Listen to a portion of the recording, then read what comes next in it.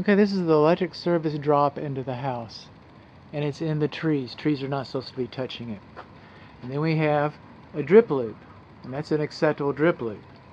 Now this is the electric service going out towards the garage, and it's bootlegged off of the main panel, and it's open up there, and it does not have a drip loop.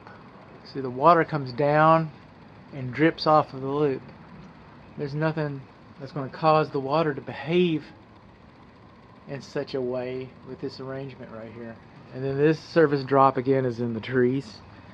And if you saw the roof covering video, you also know that the conduit is loose up there, and the conduit goes through the ridge shingle. Coming down here, we see that we got one ground wire that's probably buried. Day standards, there would be two.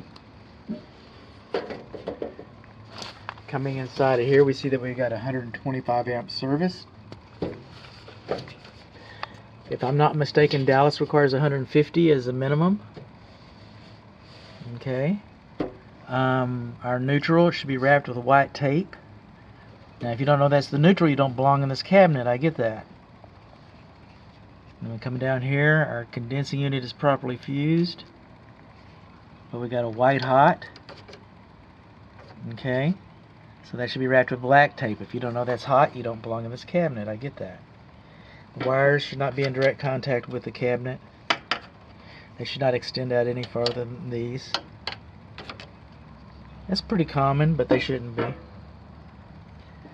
And the L1 and L2 should be covered with a non-conducive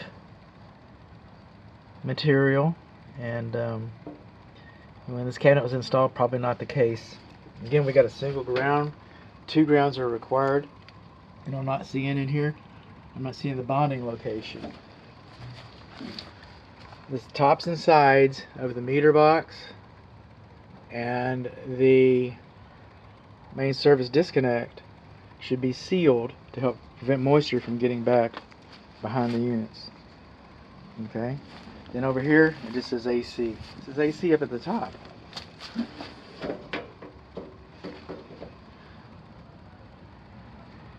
It says AC at the top. Okay, black and red. There we go. Still 30 amp. Closed dryer 30 amp. AC 30 amp.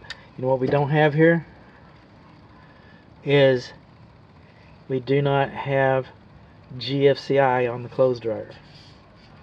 And then we come across here, there's no way to tell what you got. It's not labeled. What little labeling you have is hand labeled. It's supposed to be printed like that. And again, by today we'd have 2 grounding rods within 6 feet of each other. But we don't. We got bonding in the water heater closet. Okay, on the water heater cold water line. That's our bonding. We've only got a single ground. Again, at the time it wasn't required. So what do we learn? We learned that our service drops are in the trees. We already knew, you know, we're going to talk later about the drip loop and the service mast and the for the garage. We're going to talk later about that. We learned that our service drop is in the trees. We learned that our meter has not been sealed. Our disconnect box has not been sealed. Our bonding location is not labeled. We learned that we've got white hots.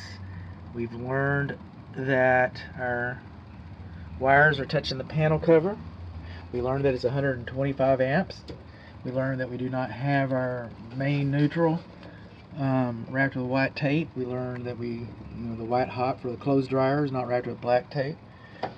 We learned that our cabinet is not properly labeled.